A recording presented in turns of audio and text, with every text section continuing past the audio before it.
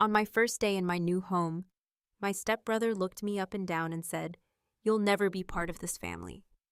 He made my life hell, thinking I'd always be under his control. But 10 years later, he stood in front of me begging, because I was now the day I moved into the Mitchell mansion. My stepbrother Nathan looked at me like I was dirt on his designer shoes. "This isn't your home," he sneered, "and it never will be now." A decade later, he stood before me in the same mansion, but this time he wasn't sneering.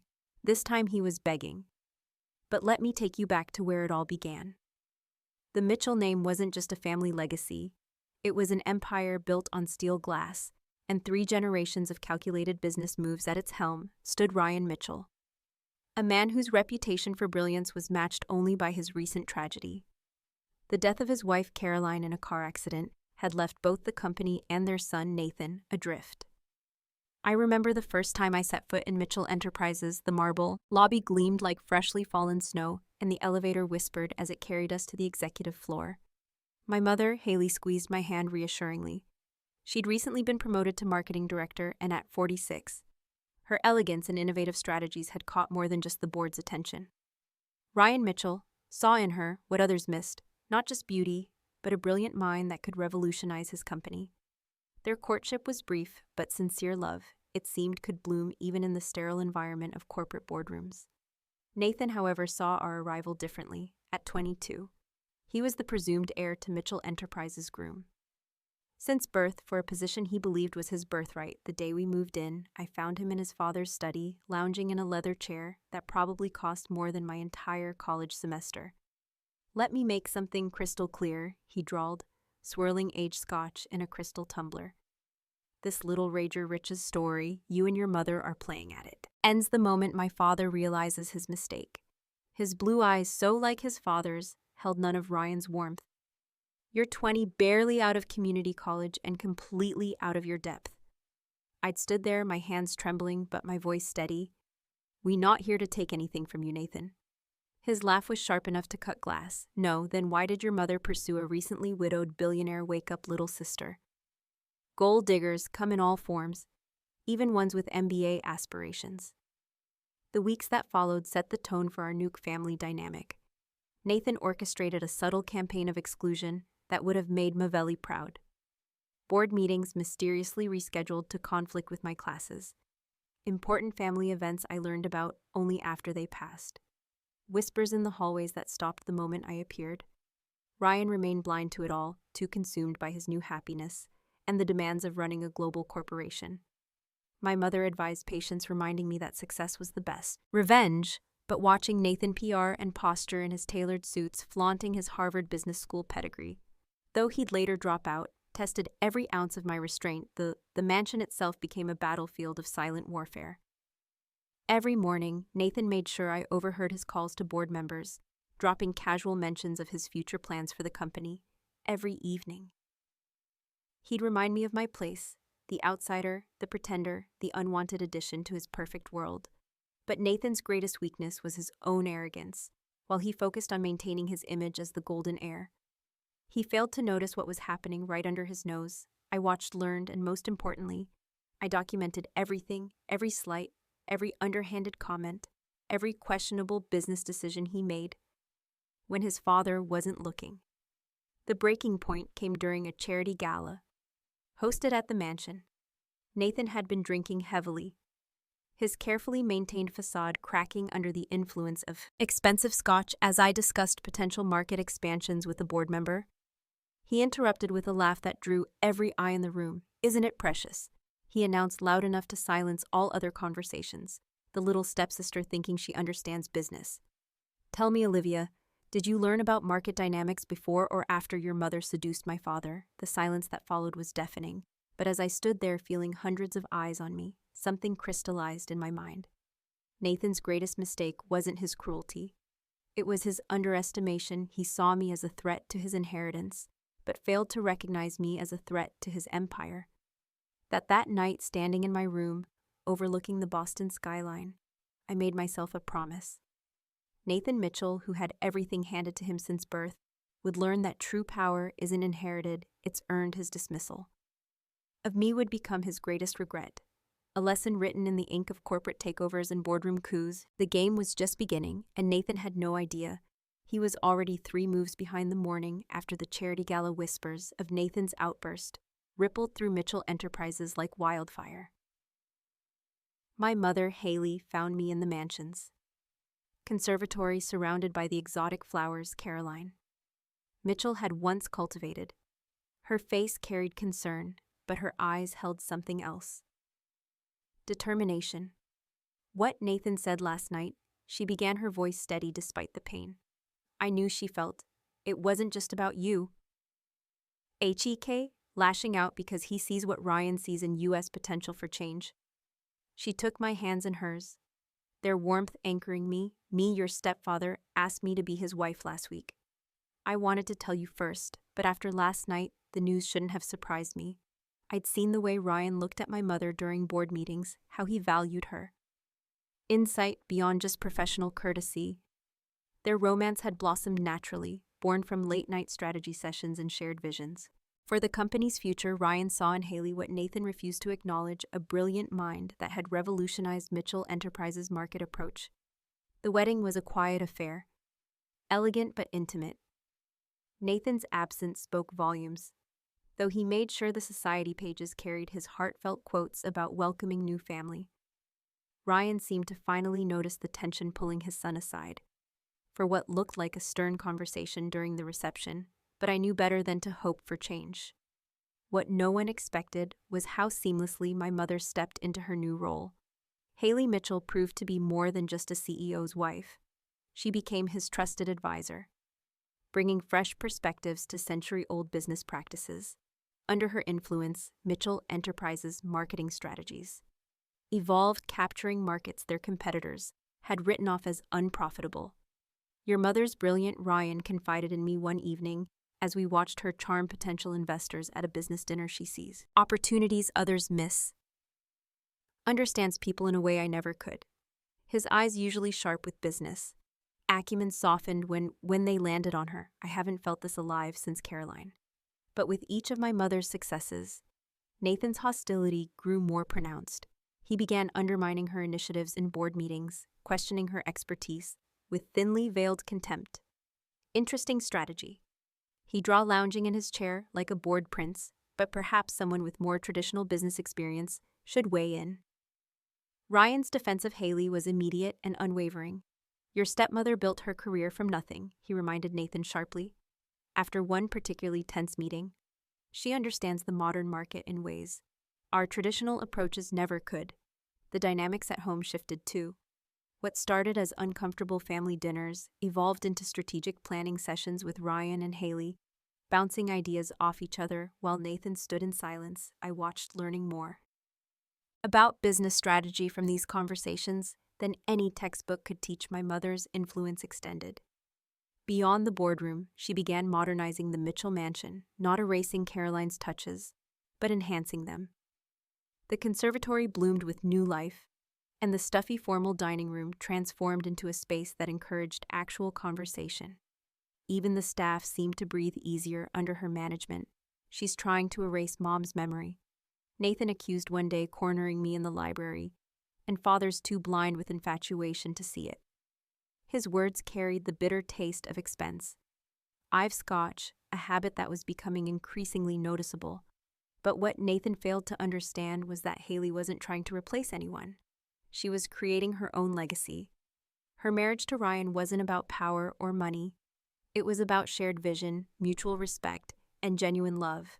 Every decision she made, whether for the company or our blended family, came from a place of genuine care and strategic insight. This turning point came during the company's annual shareholder meeting. Hay presented a comprehensive digital transformation strategy that would revolutionize Mitchell Enterprises' approach to global markets. The board's approval was unanimous, except for Nathan, who stormed out before the vote. Concluded that evening, I overheard Ryan and Nathan arguing in the study, changing everything. Nathan's voice cracked with fury. "This isn't what Mom would have wanted, your mother," Ryan replied quietly. "Would have been the first to embrace change if it meant growth. Haley isn't erasing our past, son. She's securing our future." As I stood there listening to the echoes of their argument, I realized something crucial. Nathan's hatred wasn't just about protecting his inheritance, it was about preserving a past that no longer served the present while he clung to old ways. My mother was quietly revolutionizing the very foundation of Mitchell Enterprises, and in doing so, she had unknowingly given me the perfect blueprint for my own revolution. The game was evolving, and so were the players. Years Nathan might have been born into power, but I was learning how to earn it, one strategic move at a time, while Nathan drowned his frustrations in expensive scotch and boardroom tantrums. I was quietly building my own empire from within. Each morning, before the rest of the Mitchell household stirred, I slipped into the study to review international market reports every evening. Long after the cleaning staff had gone home, I pored over the company's financial histories, learning from both their triumphs and failures. My acceptance into Harvard Business School's MBA program came with little fanfare. I made sure of that. Nathan's dramatic dropout from the same program months earlier had created enough headlines for both of us, while he spent his nights at exclusive clubs. I spent mastering financial models in corporate strategy. The irony wasn't lost on me. I was excelling in the very institution he dismissed as beneath him. Ryan noticed my dedication, though he misinterpreted its purpose. "You remind me of Caroline," he mentioned one evening. Finding me analyzing quarterly reports, she had that same fire, that drive to understand every aspect of the business. His words, meant as a compliment, only fueled my determination. I wasn't aiming to be just another Mitchell success story. I was writing my own. Between classes, I cultivated relationships with industry leaders who saw past my age to recognize my potential. Thomas Sterling, a veteran investment banker, became an unlikely mentor. After I impressed him with my analysis of emerging market trends, "You've got something rare," he told me over coffee. "The patience to learn and the instinct to act. Most people have one or the other, but my most valuable education came from watching my mother navigate the corporate landscape." Haley's subtle influence had transformed Mitchell Enterprises' culture. Without ever seeming to force change, she taught me that true power doesn't always announce itself. Sometimes it works best in whispers. And careful suggestions, I started taking on small projects within the company, ones beneath Nathan's notice, but crucial to operations. Each success added to my growing network of allies among the middle management and staff. While Nathan commanded respect through his title, I earned it through results. The breakthrough came during a crisis with our Asian markets. Nathan had dismissed early warnings about supply chain vulnerabilities too, focused on maintaining his lavish lifestyle, to notice the signs when the problem exploded into a full-blown crisis. I was ready with a comprehensive solution that I'd been quietly developing for months. "This is remarkable work," Ryan said.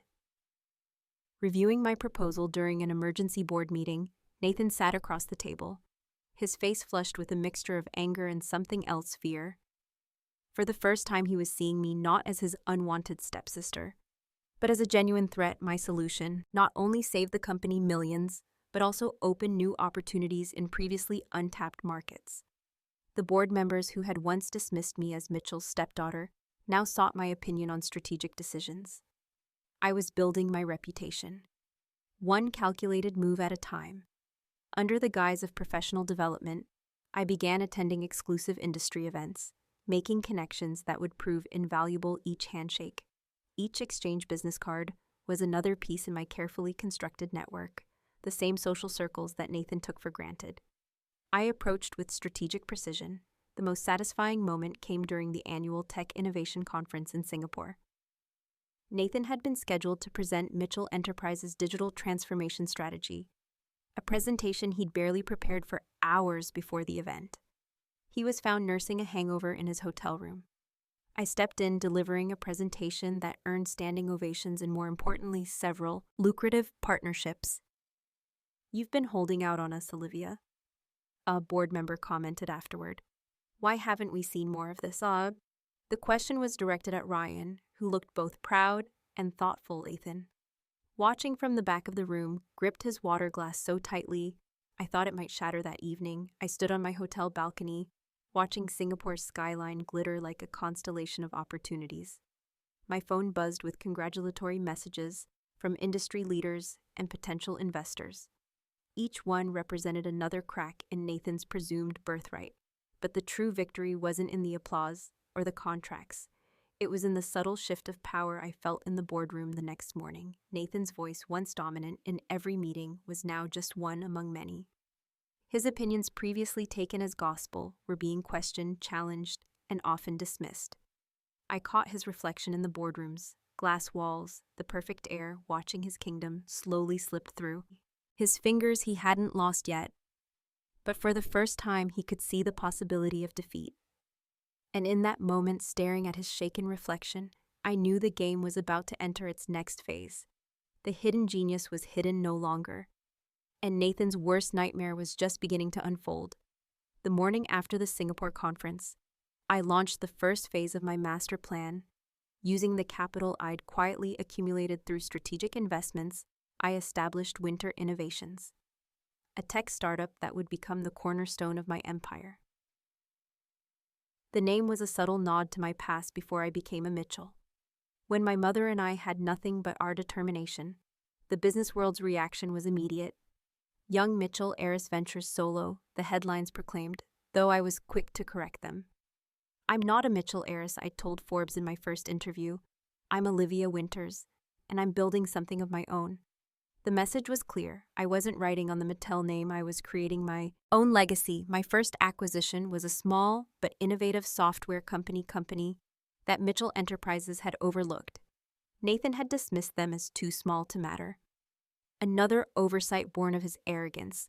Within 6 months, our revolutionary supply chain management system was dominating the market, drawing clients away from Mitchell Enterprises. Outdated solutions, impressive move. Thomas Sterling commented during one of our regular strategy sessions. You're not just building a company, you're creating a narrative that the market loves, the self-made woman. Challenging the old guard. His smile held a mixture of pride and anticipation. Nathan must be furious. He was more than furious. During a family dinner, he finally confronted me. Is this your idea of revenge? He demanded, his composure cracking. Stealing our clients with cut-rate technology. I met his gaze steadily. No, Nathan, this is business. Something you might understand if you spent more time innovating and less time trading on your last name. The silence that followed was deafening. Even Ryan looked taken aback by my directness. Winter Innovations grew exponentially. Each acquisition was strategic, building towards a capability that would directly compete with Mitchell Enterprises' core businesses. I worked 18-hour days personally, overseeing every major decision, while Nathan attended charity galas and yacht parties. I was in the trenches building something unprecedented. The turning point came when I secured a partnership with Mitchell Enterprises' large competitor. The deal made headlines not just for its size, but for its implications. Winter Innovations, the new face of tech. Innovation, declared the Wall Street Journal. The article specifically noted how our approach differed from traditional companies like Mitchell Enterprises. Nathan's response was predictable. He tried to have our contracts with shared clients invalidated. Claiming conflict of interest due to my family connection, the attempt backfired spectacularly when those same clients publicly defended Winter Innovation, superior service, and innovation. Your brother's getting sloppy, my mother observed one evening, finding me in my home office reviewing acquisition proposals. He's letting emotions cloud his judgment. She wasn't wrong. Nathan's increasingly erratic decisions were causing concern among Mitchell Enterprises board members through carefully placed sources. I learned that Nathan had begun liquidating his personal shares in Mitchell Enterprises to fund a lavish lifestyle that even his generous allowance couldn't sustain.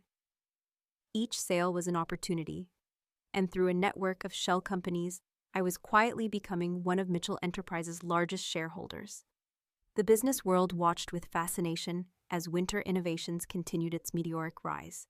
We were winning awards for innovation, sustainability, and corporate culture.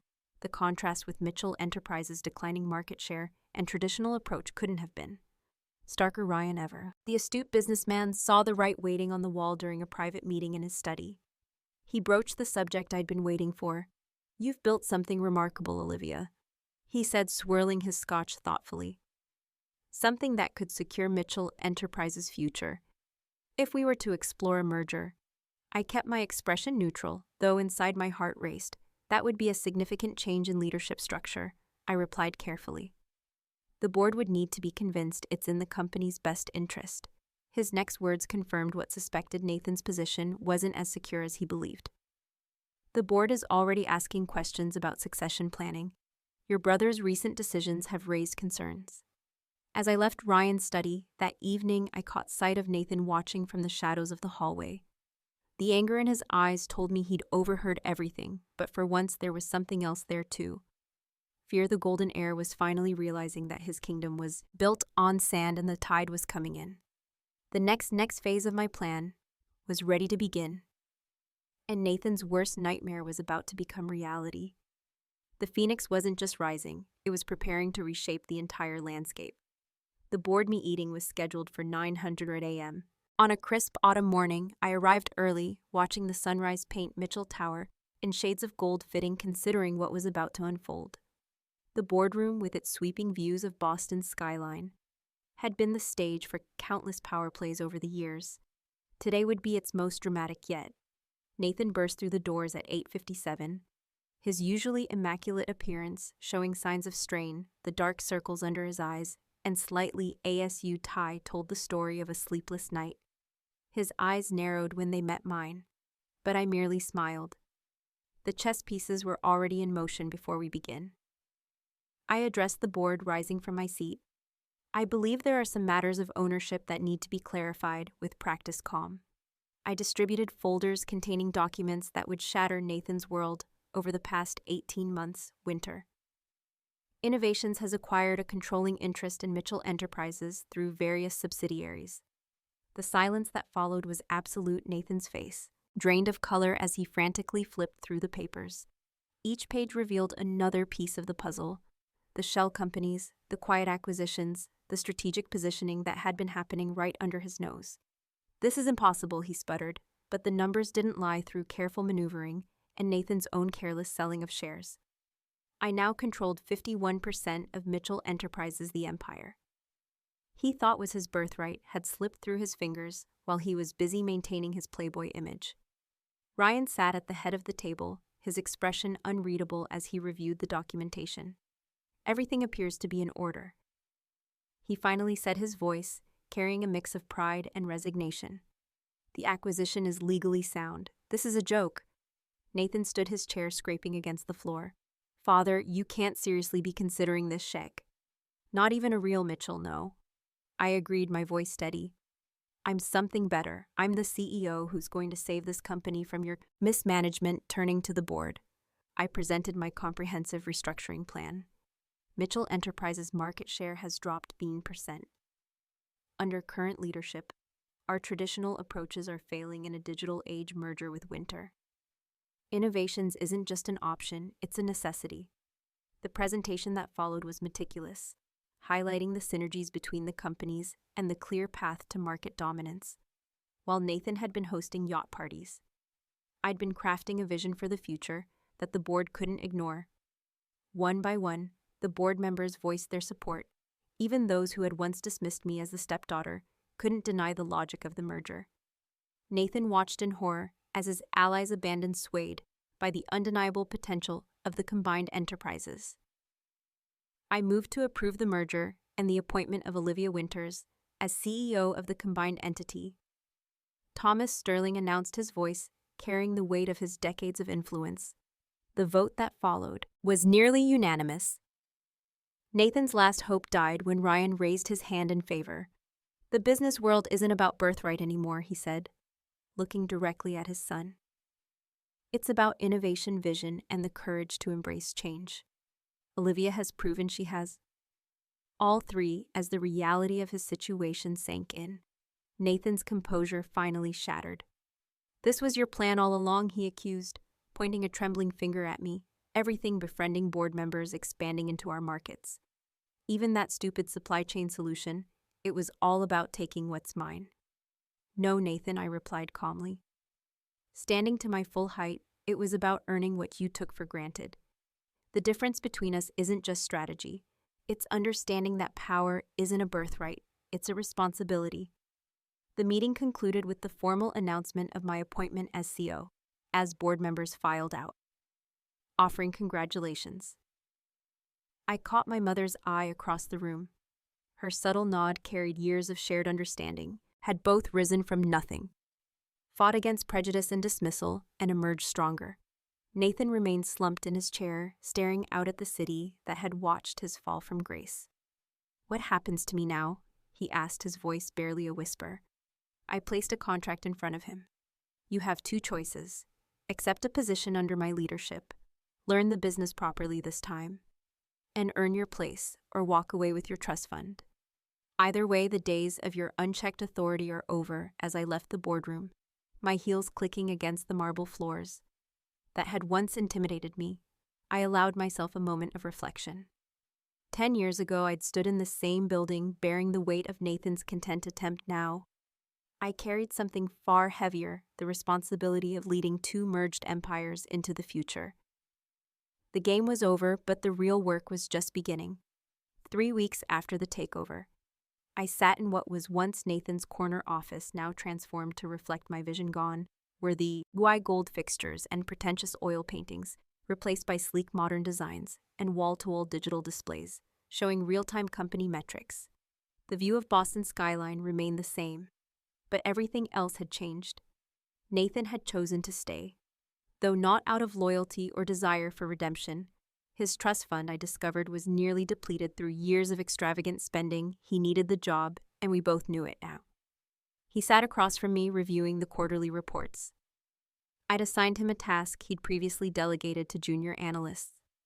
"These numbers don't make sense," he muttered, frustration evident in his voice.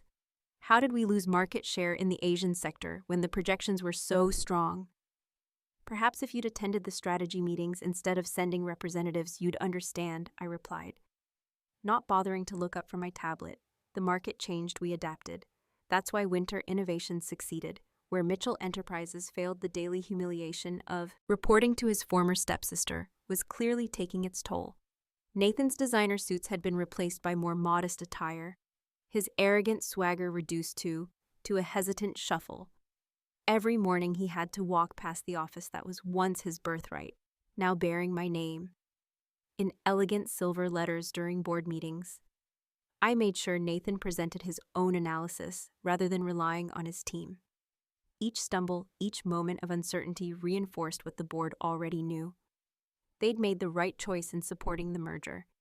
His once loyal supporters now directed their questions to me, treating him like any other middle manager. "You're enjoying this, aren't you?" he accused one evening, catching me alone in the executive lounge, making me jump through hoops. Watching me struggle with basic reports, I set down my coffee, meeting his gaze steadily. "What I enjoy. Nathan is running this company effectively. Something you never bothered to learn how to do. Every task I assign you is an opportunity to prove you deserve your position, not because of your last name, but because of your capabilities." The merger success exceeded even the most optimistic projections. Our stock price soared as we introduced innovations that seamlessly blended Mitchell Enterprises' established infrastructure with Winter Innovations' cutting-edge technology. The market responded enthusiastically to our new direction, and competitors scrambled to keep up. Nathan's redemption, however, was proving more challenging than his fall during a crucial client presentation. He faltered, unable to answer basic questions about our new integrated systems. The client representatives exchanged uncomfortable glances as I stepped in to salvage the meeting. "You set me up to fail?" he accused afterward, his face flushed with humiliation. "You knew I wasn't ready for that presentation, no, Nathan. You set yourself up to fail years ago when you decided that your name was enough to guarantee success." I handed him a folder of technical specifications. "Learn these, understand them. Your next presentation is in 2 weeks." The transformation of the company culture was dramatic. Employees who had once feared Nathan's volatile temper now thrived under my leadership. Innovation wasn't just encouraged, it was expected. Merit, not lineage, determined advancement. During a charity gala, the same event where Nathan had once publicly humiliated me, I watched him working the room with a newfound humility. He was learning slowly but surely. That respect had to be earned. The whispers that followed him now weren't about his power or influence, but about his fall from grace. "Your brother seems different," Ryan observed, joining me at the bar, less entitled. I supplied, amazing what actual responsibility can do. The sweet taste of victory wasn't in watching Nathan struggle, it was in watching the company flourish. Each successful quarter, each innovative launch, each satisfied client validated my vision. The empire Nathan had taken for granted was being reshaped into something stronger, more dynamic, and undeniably mine. 1 year after the takeover, I called Nathan into my office. The skyline behind me was bathed in the golden light of sunset, a reminder of how much had changed. "You've completed your probationary period," I informed him. "The board has reviewed your performance." He sat straighter, a flash of his old confidence returning, and I slid a document across the desk. "You're being promoted to head of regional operations. You've earned it, not because you're a Mitchell, but because you finally learned what that name should mean. Dedication, innovation, and humility." The irony wasn't lost on either of us. 10 years ago, he'd sneered that I'd never be part of his family. How? I was teaching him how to live up to his own name. The sweet taste of power wasn't in the victory itself. It was in reshaping the very legacy he'd once lorded over me. The promotion marked a turning point, but not in the way anyone expected as head of regional operations. Nathan finally had a chance to prove himself, and that's exactly when the facade began to crack. The first signs were subtle missed deadlines, inconsistent reports, and an increasing tendency to delegate crucial responsibilities. I watched from my office as he slowly unraveled the pressure of actually earning his position, of being held accountable for real results was proving too much for someone who'd spent his life coasting on the Mitchell name during board meetings. His presentations became increasingly erratic, filled with grandiose promises he couldn't keep. The breaking point came during a routine audit. Our financial team discovered discrepancies in the regional accounts. Nothing illegal, but enough corner-cutting and mismanagement to raise serious concerns. Nathan had been masking losses with creative accounting, desperately trying to maintain the illusion of success. "Care to explain this?" I asked, spreading the audit reports across my desk. Nathan's face, already pale, turned ash, and the numbers told a story of incompetence masked by desperation. "I can fix it," he stammered, his confident facade crumbling. "Just give me time to restructure the department. The losses aren't as bad as they look." "The losses aren't the problem, Nathan. The deception is." I leaned back in my chair, watching him squirm. "Did you think I wouldn't notice that the same attention to detail that built this company wouldn't catch your mistakes?" The board meeting that followed was brutal. Every shortcut, every hidden loss, every instance of mismanagement was laid bare. Nathan sat there, his designer tie ASU as his house of cards. Collapsed around him, the board members who had once praised his family name now looked at him with undisguised contempt. "This is unacceptable," Thomas Sterling declared, his voice heavy with disappointment. The Mitchell name used to stand for integrity. Now it seems to represent nothing but smoke and mirrors. Ryan, watching his son's public humiliation, aged years in those few hours. The man who had built an empire on trust and innovation had to witness his heir apparent reveal himself as nothing more than a skilled pretender. I moved for immediate suspension, pending a full investigation. Another board member proposed. The vote was unanimous. Nathan, the golden boy who once thought himself untouchable, was escorted from the building by security. The press had a field day. Mitchell suspended amid financial scandal screamed the headlines. Every news outlet that had once celebrated his birthright now dissected his fall with savage glee. The very privilege he'd wielded as a weapon had become his greatest vulnerability in the aftermath. I discovered just how deep the rot went. Nathan had been borrowing heavily against his trust fund, trying to maintain the lifestyle he thought he deserved. His apartment was mortgaged to the hilt, his investments were leveraged beyond reason, and his reputation in the business world was in tatters. "I never wanted it to end like this," he confessed during a private meeting in my office. The arrogant stepbrother who had once looked down on me now couldn't even meet my eyes. "Everything I touched turned to ash, because you never learned to build," I replied. "You only knew how to spend and pretend." The Mitchell legacy deserved better than that. The investigation concluded with a damning report. While no criminal charges were filed, the evidence of mismanagement and deception was overwhelming. The board's decision was unanimous. Nathan Mitchell would be removed from all operational roles within the company as he cleared out his office. I watched from my doorway. The designer suits and premium watches were gone, replaced by the rack clothing that better reflected his new reality. Each box he packed was another piece of his shattered legacy. What happens now? He asked, his voice barely above a whisper. That depends on you, I answered. The Mitchell name still means something in this city, but not because of birthright. It means something because of what we build, what we earn, and how we conduct ourselves. You have a choice: learn those lessons or keep living in denial. As he walked out of Mitchell Tower for the last time, I thought about that first day when he'd sneered at me, declaring I'd never be part of his family. The irony was complete. He had become the outsider while I had become the guardian of his family's true legacy.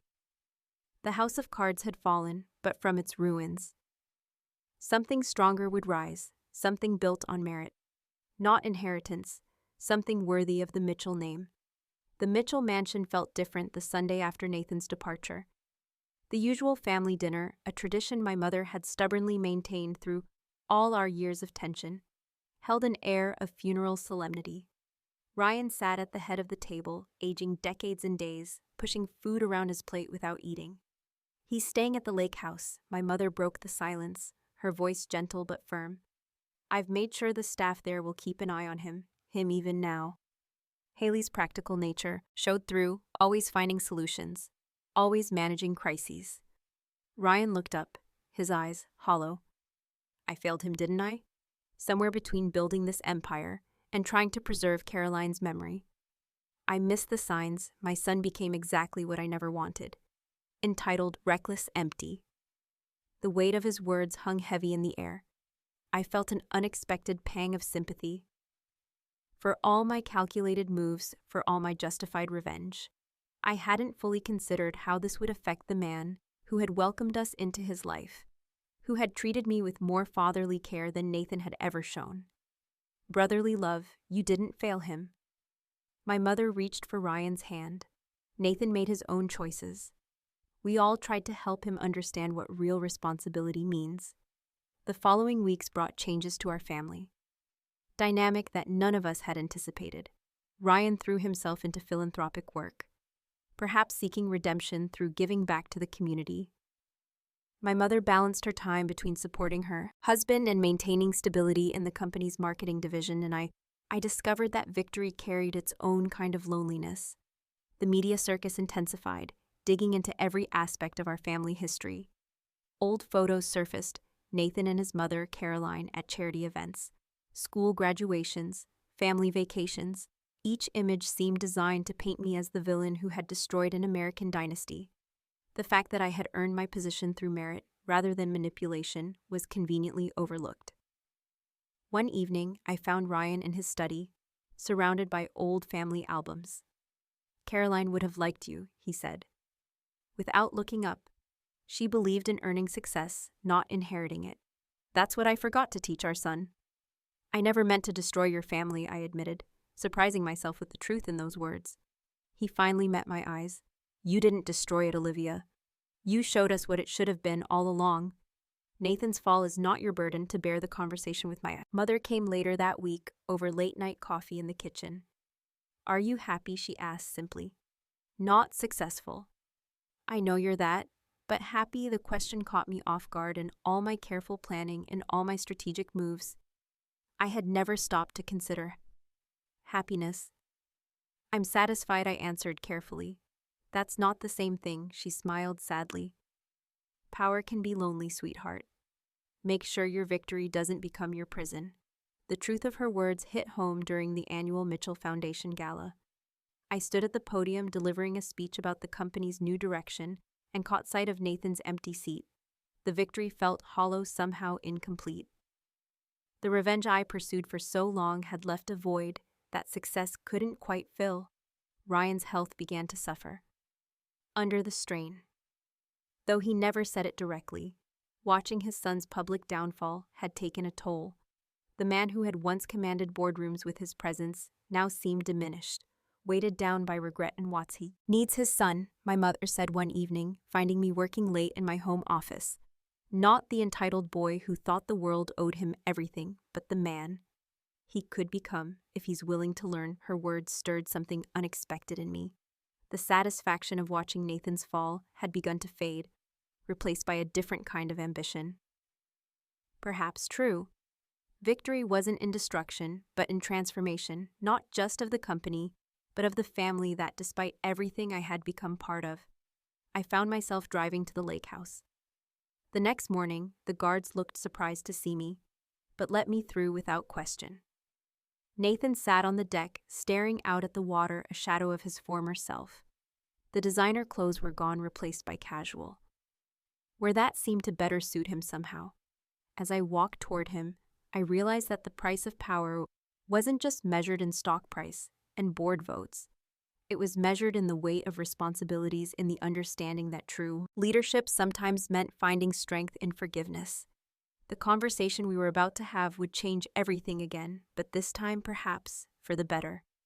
Nathan didn't stand when I approached the deck, but his shoulders tensed, acknowledging my presence. The morning mist rolled off the lake, shrouding us in a strange intimacy that felt appropriate for what was to come. The silence stretched between us, heavy with a decade of rivalry, pain, and unspoken truths. "Have you come to gloat?"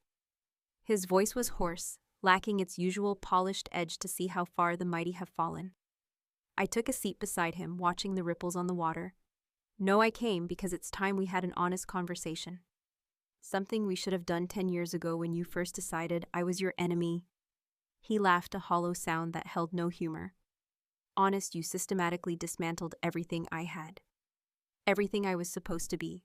What's left to be honest about the fact that you never had to be my enemy?" I turned to face him that your birthright wasn't under threat until you made it your whole identity, that you could have been so much more than just Ryan Mitchell's son. The words hung in the air between us. Nathan's hands gripped the armrests of his chair, knuckles white with tension for the first time. I saw him not as my tormentor or my rival, but as someone who had been trapped by his own expectations. "Dad's sick, isn't he?" he asked quietly. "I see it in the papers, how tired he looks at events, the board meetings he's been missing." I nodded. "The stress of everything, it's taken its toll. He misses his son, Nathan. Not the heir, not the businessman, his son." A lone tear traced down his cheek, quickly wiped away. "I don't know how to be that anymore. I'm not sure I ever did." "Then learn," I said simply, "not for the company, not for the Mitchell name, but for yourself. The position of Regional Operations Director is still open. You'd start from the bottom this time. No shortcuts, no special treatment. Learn the business the right way." He turned to me, suspicion wearing with hope in his eyes. "Why would you give me another chance after everything I did to you?" "Because revenge brought me power, but it didn't bring me peace," I admitted. "And maybe, just maybe, redemption is a better legacy than retribution." The next few months transformed both the company and our family in ways I never expected. Nathan returned to Mitchell Enterprises not as the entitled heir, but as a junior executive willing to learn every morning. He arrived early, diving into reports and market analyses with a dedication that surprised everyone. Ryan's health improved as he watched his son's genuine efforts at change. The light returned to his eyes, especially during the weekly dinners where Nathan would eagerly share what he'd learned. My mother, ever the peacemaker, helped bridge the awkward moments with her natural grace. The board members who had once scorned Nathan began to notice his transformation. His presentations, now backed by real understanding rather than bravado, carried weight. He wasn't trying to prove he deserved his name anymore. He was earning his place. 1 year after that morning at the lake house, I called Nathan into my office, the same office where I had once stripped him of everything he thought defined him. But this time, the dynamic was different. "The Shanghai High expansion project needs a leader," I said, sliding a proposal across my desk. "Someone who understands both our traditional strengths and our need for innovation. The board unanimously recommended you." He stared at the document, then back at me. "This isn't pity, is it? You know me better than that now." I smiled. "You earn this every presentation, every late night, every humble moment. You built this opportunity, brick by brick." As he left my office, I thought about that first day when he looked down at me with contempt. We both changed since then. His arrogance had been replaced by earned confidence. My desire for revenge transformed into something more meaningful: leadership. That evening, as our family gathered for dinner, I watched Nathan interact with Ryan and my mother. The tension that had once defined our relationships had evolved into a comfortable understanding. We weren't just a merged family anymore. We were something stronger survivors who had learned to build rather than destroy. 10 years ago, Nathan raised his glass in a toast. I told you you'd never be part of this family. I've never been more grateful to be proven wrong.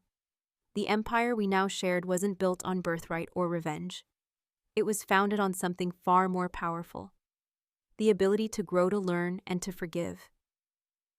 In the end, that was the greatest victory of all.